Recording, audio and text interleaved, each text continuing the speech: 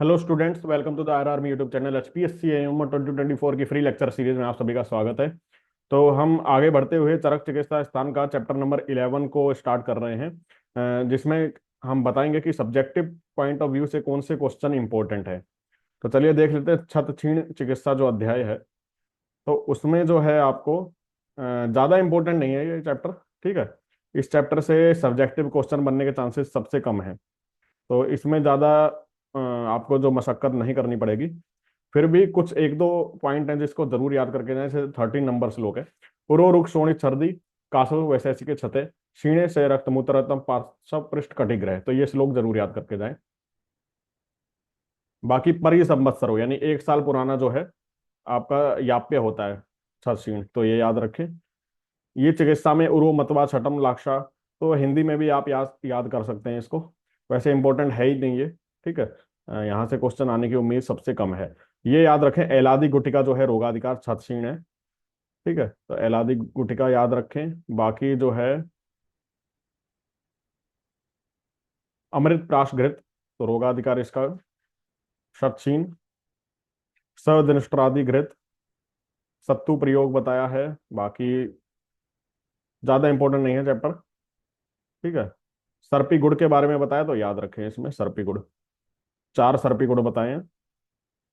तो रोगाधिकार है छत क्षीण, सर्पी गुड़ और सर्पी मोदक। सैंधवादी चूर्ण रोगाधिकार छत क्षीण। शाड़ब, यवानी साड़ब चूर्ण राजस्मा में है, जबकि शाड़ब ओनली शत क्षीण में है। तो ये नाम नाम जरूर याद रखें, आप एक नोट्स बनाएं उसमें। ठीक है, तो अगला चैप्टर देख लेते हैं, स्वथु चिकित्सा। तो स्वथु में देख लेते हैं, इसमें भी ज्यादा इंपॉर्टेंट नहीं है। ठीक है, क्वेश्चन जो है आने की उम्मीद बहुत कम है। तो एक तो कारण है 6 नंबर श्लोक, शुद्ध आम्या भक्त कृषा बला नाम क्षारामल तीक्ष्ण उष्ण गुरु सेवा। तो इसको एक बार देख लें, ज्यादा इंपॉर्टेंट नहीं है। बाकी आगंतुज हेतु क्या है, तो बाह्य त्वचा दूषिता अभिघात है। ठीक है, आगंतुज शोथ के लक्षण, तो काष्ठा अस्म शस्त्र अग्नि। ठीक है, विषाद्य। तो ये जो हो गया। फिर त्रिविध निज शोथ के भेद हैं। सर्व अर्ध अर्ध गात्र अवयव। ठीक है, यानी पूरे शरीर में, आधे शरीर में, या एक भाग में शरीर के। फिर संप्राप्ति है 8 नंबर श्लोक, बाह्य सिरा प्राप्य यदा कफा सृक् पित्तानि समदुष्यति वायु तेरबद्ध मार्गम से तदा विसर्प अनुच्छेद लिंगम स्वथुम करोति। तो संप्राप्ति में इतना ही। बाकी जो है ये पूर्व रूप जरूर याद रखना, ये इंपॉर्टेंट है। 10 नंबर श्लोक, ऊष्मा तदा स्याद दबथु शिरा नाम आयाम इत्येव च पूर्व रूपम। तो ये जो इंपॉर्टेंट है आपका। बाकी ये वाला सामान्य लक्षण है, 11 नंबर श्लोक इंपॉर्टेंट है। स गौरवम स्याद अनवस्थितत्तम स उत्सेन ऊष्मा अथ सिरा तनुत्तम स लोम हर्ष अंग विवरणता च सामान्यम लिंगम। ठीक है, बाकी ये जो है ज्यादा इंपॉर्टेंट नहीं है। स्वथु के ऊपर अगर लॉन्ग क्वेश्चन नहीं बन सकता। ठीक है, इतना इंपॉर्टेंट नहीं है, क्योंकि बाकी सारे और भी टॉपिक हैं जो इंपॉर्टेंट होते हैं। तो इसमें नाम नाम याद रख लेना आप, जो इंपॉर्टेंट ड्रग्स हैं, जैसे गंडीर आद्य अरिष्ट। ठीक है, फिर आपका हो गया अष्ट सतो अरिष्ट, पुनर्नवाद्य अरिष्ट, फल त्रिकाद्य अरिष्ट। तो ये जो है नाम नाम, क्षारगुड़ी का, शिला जतु का प्रयोग भी बताया इसमें। तो ये सारी चीजें जो है आप एक बार नाम नाम याद रख ले। चित्रक आदि घृत जैसे हो गया चित्रक घृत। ठीक है, तो शोथ रोगाधिकार है उसका, तो नाम नाम देख लें। बाकी जैसे विडालिका वगैरह ये जो है, ये चरक से नहीं पूछेंगे। ठीक है, इतना इंपॉर्टेंट नहीं है कि इसको क्वेश्चन बना के वो पूछेंगे, तो इसको स्किप कर सकते हैं आप। भगंदर जरूर याद रख लें, इसमें भगंदर के बारे में जो बताया गया ना शोध चिकित्सा में, तो भगंदर का एक बार याद कर लें, उसकी चिकित्सा क्या बताई है। ठीक है, बाकी ज्यादा इंपॉर्टेंट नहीं है। और रोमांतिका और मसूरिका को भी एक बार देख लें। अगला चैप्टर है उदर चिकित्सा। तो उदर जो है इंपॉर्टेंट चैप्टर हो जाता है, लॉन्ग क्वेश्चन बन सकता है। अष्टो उदर, ठीक है, 8 प्रकार के उदर रोग होते हैं। और सभी उदर रोग का जो लास्ट स्टेज होता है वो जल उदर होता है, तो ये पता होना चाहिए आपको। तो यहां से याद कर सकते हैं, जैसे मंद अग्नि मलिनेर भुक्तेर। ठीक है, तो मंद अग्नि जो है क्या है, आपका उदर रोग का लक्षण है।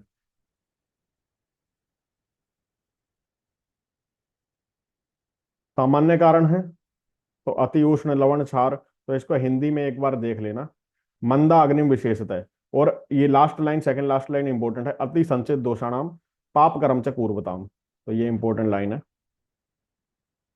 उदर रोग के पूर्व रूप में 16 नंबर श्लोक की सेकंड लाइन, भुक्तम विधीयते सर्वम जीर्ण अजीर्ण न वेत्ति च, बहुत इंपॉर्टेंट लाइन है। फिर अगली लाइन भी 17 श्लोक की फर्स्ट लाइन, सहते नाति सोहित्यम ईसत सोफ पादयो, ये इंपॉर्टेंट है। बाकी राधी जन्म वल्ली नाश, ये 3 पॉइंट आपको पूर्व रूप में याद होने चाहिए। फिर ये जो है संप्राप्ति रुद्रवा स्वेद अंबु दोष वाहिनी दोषा संचिता, ठीक है, प्राण अग्नि अपान, तो कौन सी वायु जो है दूषित होती है इसमें, प्राण अग्नि अपान। और कौन से स्रोतस होते हैं, स्वेद दोष स्वेद अंबु वाहिनी। फिर ये सामान्य रूप है, कुक्षेर आत्मानम आटोपे शोफे पाद करस्य च मंद अग्निश्लक्ष्ण गंडत्वम काश्चर्य च उदर लक्षणम, तो ये इंपॉर्टेंट है, 21 नंबर श्लोक इंपॉर्टेंट है, याद करके जाएं। 8 उदर रोग के नाम याद हों आपको। फिर ये वातोदर के कुछ कुछ लक्षण है, जैसे वात मूत्र संज्ञा, ठीक है। तो ये मैंने जो है, जब मैं प्रीलिम्स के लिए पढ़ा रहा था तो उस वीडियो को देख लेंगे, वहां मैंने बताया था इंपॉर्टेंट पॉइंट्स, उसी को बस नोट कर लें, एक आध पॉइंट है, बाकी सारा श्लोक छोड़ सकते हैं, याद करने की इतनी जरूरत नहीं, ना ही याद रहेगा।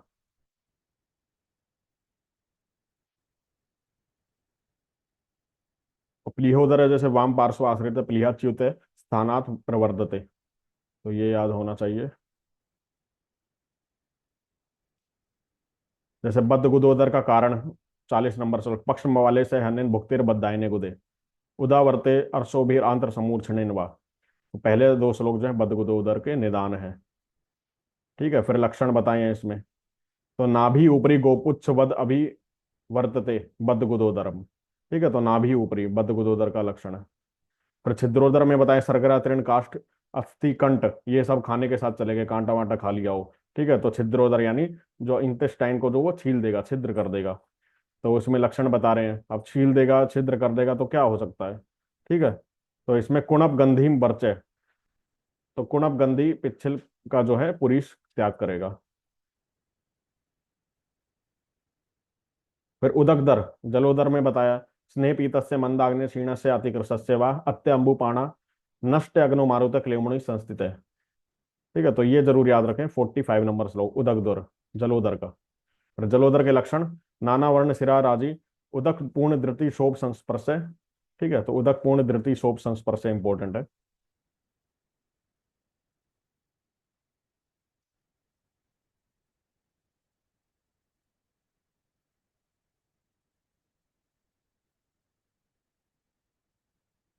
बाकी जो है असाध्य के बारे में बता रहे हैं, असाध्य उदर रोग वह ज्यादा इंपॉर्टेंट नहीं है।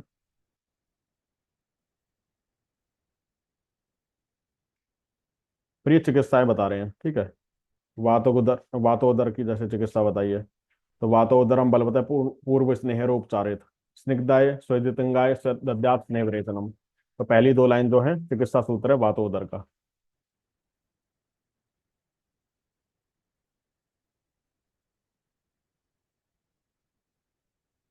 फिर पित्तोदर में बताइए विरेचन चिकित्सा, क्षीर बस्ती देंगे शोधित, ठीक है, तो ये 68 नंबर श्लोक है पित्तोदर की चिकित्सा। तो ऐसे छोटे छोटे चिकित्सा सूत्र हैं, या तो हिंदी में आप लिख ले, सन्निपातोदर की चिकित्सा है।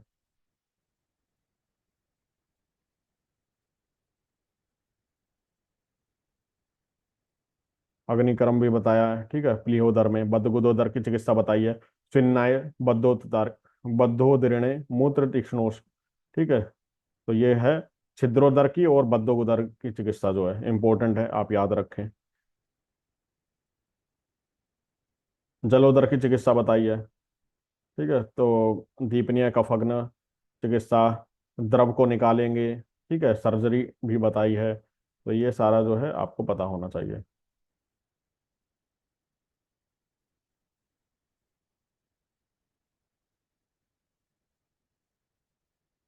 फिर ये जो है तक्र का प्रयोग बताया है 104 नंबर श्लोक में, ठीक है, तो उदर रोग में तक्र जो बताया है उसके बारे में हल्का देख लेंगे, ज्यादा इंपॉर्टेंट नहीं है। फिर ये जो ड्रग्स हैं वो याद होने से, पंचकोल घृत जैसे हो गया, नागर घृत, चित्रक घृत, यवाद्य घृत, पटोल मूलाद्य चूर्ण, नारायण चूर्ण सबसे इंपॉर्टेंट है रोगाधिकार। तो नारायण चूर्ण के बारे में जरूर पढ़ के जाए अलग से। नारायण चूर्ण किसी भी पार्ट में क्वेश्चन बन सकता है कि नारायण चूर्ण का किसका रोगाधिकार क्या है। फिर इसके घटक बताते हुए इसकी उपयोगिता के बारे में बताएं और इसके डोज बताएं, ऐसे करके क्वेश्चन बन सकता है। तो नारायण चूर्ण को जरूर पढ़ के जाए। यवानी, हपूसा, धान्य, त्रिफला, ठीक है, क्या क्या पड़ा हुआ है। फिर इसमें नारायण चूर्ण इसका नाम क्यों पड़ा है, ठीक है। फिर नारायण चूर्ण में ये जो अनुपान है सबसे इंपॉर्टेंट है कि तक्र से देंगे तो किसमें, गुल्म में, ठीक है, आना दबा देगी। तो 128 129 नंबर श्लोक है, तो इसको जरूर पढ़ के जाए, ये लॉन्ग क्वेश्चन में बन सकता है। हपूस आद्य चूर्ण, नीलंते आद्य चूर्ण, स्नूहि क्षीर घृत, तो नाम नाम जो है वो देख के जाए। बाकी जो है स्किप कर सकते हैं, ज्यादा इंपॉर्टेंट नहीं, इतना ही आपके लिए काफी है। उधर रोग से कुछ भी आता है तो आप लिख सकते हैं, ठीक है। ये याद रखें 176 अक्रियायाम ध्रुवम मृत्यु क्रियानाम संशयो भवेत, ठीक है। तो ये सन्निपात उदर के लिए बोला है चरक ने, तो ये याद करके जाएं।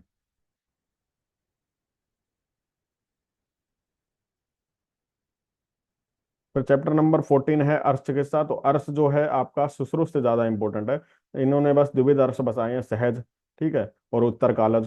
तो इतना याद रखें, बाकी जो है ज्यादा इंपॉर्टेंट नहीं है इसमें।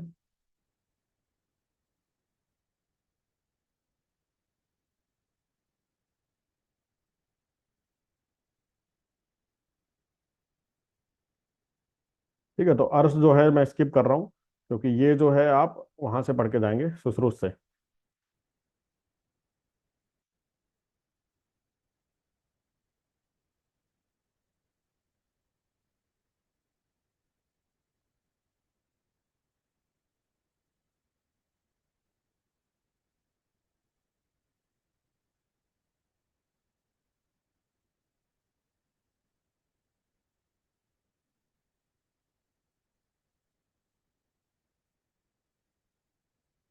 फिर भी इसमें जो ड्रग्स हैं उसको देख लीजिएगा, जैसे सरकरास वगैरह जो, ठीक है, उनको जरूर देख लीजिएगा। उनको अपने नोट्स में लिख लेना आप।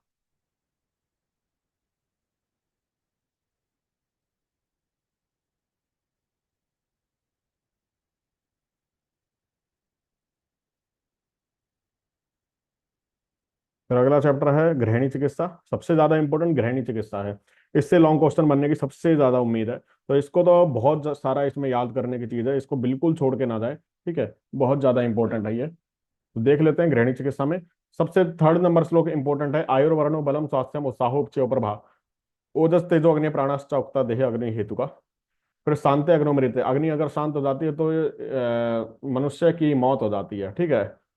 जब तक अग्नि है तब तक इंसान जिंदा है, ठीक है। रोगी शाद विग्रह मूलम अग्नि तस्मा निरुच्यते। तो ये अग्नि के ऊपर कुछ लिखने को आए तो यहाँ से। फिर छठा और सातवां नंबर श्लोक इंपॉर्टेंट है कि डिग्लूटिनेशन कैसे होता है, प्रोसेस को डिफाइन किया। अन्नमा दान कर्मा तो प्राणाय कोष्ठम प्रकृति, क्लेदक कफ की बात की जा रही है, तद द्रभिण संघातम स्नेह मृदुताम गतम, ठीक है। तो ये इंपॉर्टेंट है। फिर जो है आपका ये जो ये पाक है, ठीक है। तो मधुर अवस्था पाक, कटु अवस्था पाक, तो ये इंपॉर्टेंट है। तो यहाँ से श्लोक याद रखना है ये। अन्न से भुक्त मात्र से षड रस से प्रपाकते, मधुराद्यात कफो भावात फेन भूत उदीर्यते, परम तु पच्चे मानस विदग्धस्य अम्ल भावात आस्याच अवमानस्य पित्तम अच्छम उदीर्यति। तो ये वाला श्लोक इंपॉर्टेंट है। बकवासे तो प्राप्त से शोष्य मानस्य बन्नीना परिपिंडित पक्वा से वायु स्यात् कर्तु भावते, ये इंपॉर्टेंट श्लोक है यहाँ तक। फिर आपको याद रखना है इसमें ये जो धातु है, रसाद रक्तम तत्व मासान, तो ये तो आपको पता ही होगा। बाकी सबसे इंपॉर्टेंट उपधातु, 17 नंबर श्लोक, रसाद स्तन्यम स्त्रियाम रक्तम असृज कंडरा सिरा मासाद वसा सट त्वचय मेद से स्नायु संभव है। तो उपधातु सबकी याद होनी चाहिए, ये श्लोक है एकमात्र। फिर किट्टम अनस्य, तो जैसे ये उपधातु के बारे में बताया ना, तो ये श्लोक आप ऐड कर सकते हैं कहाँ पे, अगर कोई न्याय पूछा है, जैसे केदारी कुल्य न्याय, क्षीर दधि न्याय, तो उसमें भी धातु है, उत्तरोत्तर धातु बन रही है और उपधातु बन रही है, तो उपधातु का ये श्लोक यहाँ से ऐड कर सकते हैं। तो एक एग्जामिनर को लगेगा कि हाँ श्लोक ऐड किया है और इसको याद है कि गृहिणी चिकित्सा में बोला गया है। फिर किट, किट से कोई भी चीज आ रही है कमेंट, ठीक है, तो आप वहां से ऐड कर सकते हैं। किट्टम मनस्य विणमूत्र से रस से तु कफो असृजे, पित्तम मांस से खेमला मल से उदस्तु मेद से, इतना।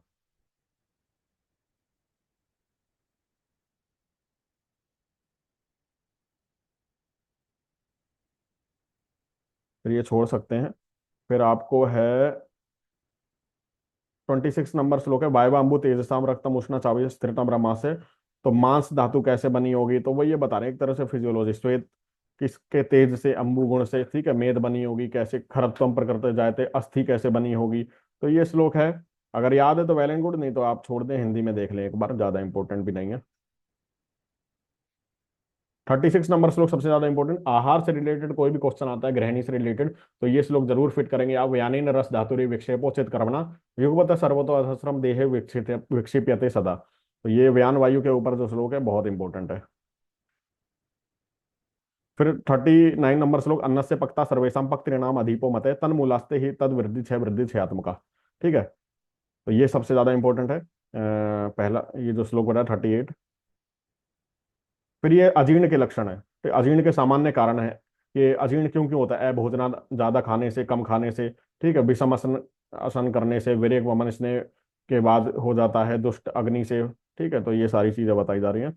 फिर इन्होंने लक्षण भी बताए थे कि तत्से लिंगम अजीर्ण से विष्टम्भ सदनम तथा शीर्षोरुक्च मूर्छा भ्रम पृष्ठ कटिग्रह, ठीक है, द्रंबांगमर्दा स्थिर ज्वर सर्दी प्रवण अरोचको अविपाकश्च। तो ये जो है सामान्य लक्षण अजीर्ण के। तो अजीर्ण से रिलेटेड, अग्नि से रिलेटेड कुछ भी आता है तो अजीर्ण का आपका क्वेश्चन टॉपिक को फिट करके आप क्वेश्चन को अच्छी तरह लिख सकते हैं।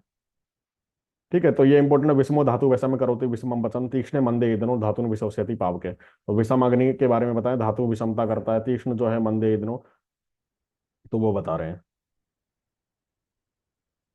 फिर सबसे इंपॉर्टेंट ये है आपका 53 नंबर श्लोक, गृहिणी के लक्षण। तो गृहिणी अध्याय, गृहिणी के लक्षण, गृहिणी रोग के लक्षण बता रहे हैं। अति श्रेष्ठम विविधम वात्रवम तद उपविश्यते तृष्णा रोचक वरस प्रशेक तम कान्वित शून पाद करे शास्ति पर वृक्ष सर्जनम ज्वरे लोह गंधि तिक्ताम्ल उद्गारश्च आस्य जायते। सबसे इंपॉर्टेंट है 53 54, जरूर याद करके जाएं, गृहिणी रोग पूछ सकते हैं लॉन्ग क्वेश्चन में। पूर्व रूप याद रखना है, तृष्णा आलस्य बल से, विदाहो अन्न से पाक से, चिरात काय से गौरवम। बहुत इंपॉर्टेंट है 55 नंबर श्लोक।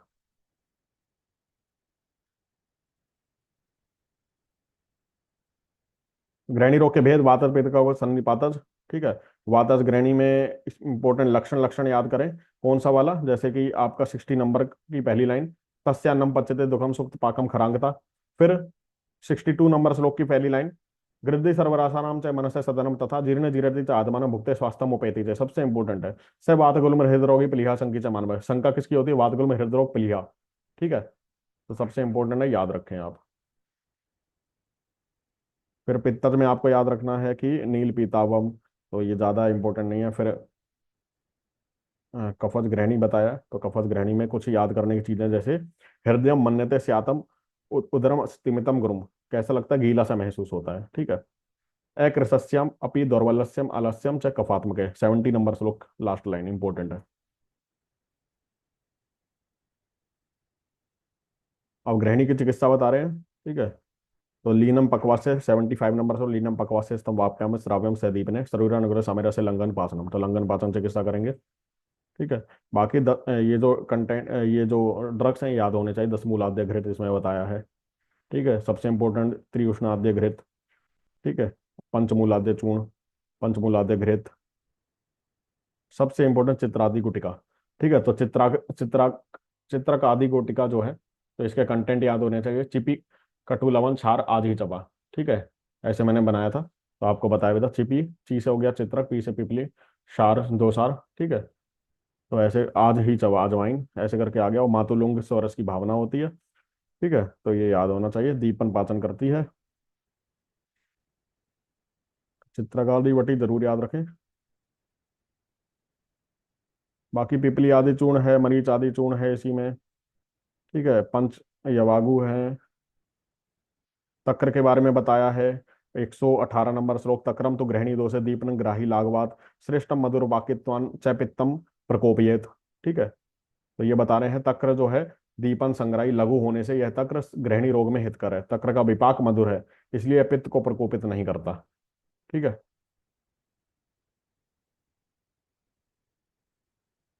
तक्रारिष्ट इंपॉर्टेंट है, रोगाधिकार गृहिणी रोग, चंदनाद्य घृत हो गया, नागरादि चूर्ण हो गया, भूनिम्बादि चूर्ण, ठीक है, किरात आद्य चूर्ण हो गया, मदवा सब हो गया, मधुका सब हो गया, दुरालवा सब हो गया, मूला सब, ठीक है, पिंडा सब, तो ये आपको याद आने चाहिए उस टाइम, मदवा रिष्ट, तो ये याद जब ही आएंगे जब आप एक नोटबुक में लिख लेंगे अपने।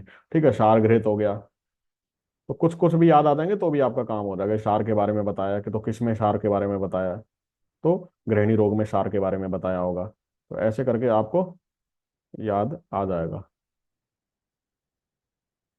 ठीक है, तो ये जो है आपका गृहिणी चिकित्सा अध्याय जो है फिनिश होता है। तो 11 से लेकर 15 चैप्टर हमें हमारे चरक चिकित्सा स्थान की सब्जेक्टिव पॉइंट ऑफ व्यू से मैंने इंपॉर्टेंट पॉइंट्स बताए हैं। ठीक है, आपको बस क्या है, उतना ही जितना मैंने बताया उसको टॉपिक को पढ़ते जाए। मेरे साथ भी अगर पढ़ रहे हैं ना, डेली आप लर्न कर रहे हैं और दो आंसर राइटिंग प्रैक्टिस कर रहे हैं, तो भी आपका काम होता जाएगा। ठीक है, तो भी आप जो है 10 दिन में मैं 10 या 12 तारीख तक कंप्लीट करा दूंगा। 10 दिन फिर भी रिवीजन के लिए बचेंगे। ठीक है, तो डिप्रेशन में ना आए, होपलेस ना हो, पढ़ते रहें बस। ठीक है, क्योंकि ये सभी के लिए नया है, सबको ही लिखना है, जैसी आपकी हालत है वैसी सबकी है, ऐसा सोचिए। ठीक है, बस आपको जो कछुए की चाल की तरह चलता रहेगा ना इसमें, उसका जो है जो वो जो है जीत जाएगा इस रेस में, और उसका सिलेक्शन हो जाएगा। और जो अपने हथियार फेंक देगा बिल्कुल, ठीक है, और कमजोर पड़ जाएगा कि मेरे से नहीं हो रहा भाई, मैं नहीं कर सकता, तो भाई उसका बिल्कुल नहीं हो सकता।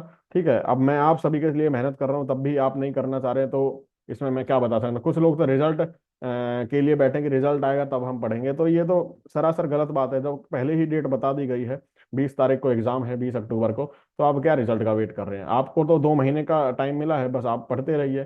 ठीक है, और नहीं भी पढ़ते हैं तो आगे आने वाले टाइम में और भी पेपर आ रहे हैं, यूपी का आ रहा है एमओ, दिल्ली का एमओ है, या फिर और अदर स्टेट के भी एमओ आ रहे हैं, और भी एग्जाम चल रहे हैं। ठीक है, एमडी एंट्रेंस भी है, तो आपको पढ़ाई पढ़ाई का तो फायदा ही मिलेगा, नुकसान थोड़ी होगा। ठीक है, तो पढ़ते रहिए। ठीक है, मिलते हैं अगली वीडियो में। वीडियो कैसी लगी हो लाइक और शेयर करना ना भूलें। तब तक के लिए जय हिंद, जय आयुर्वेद।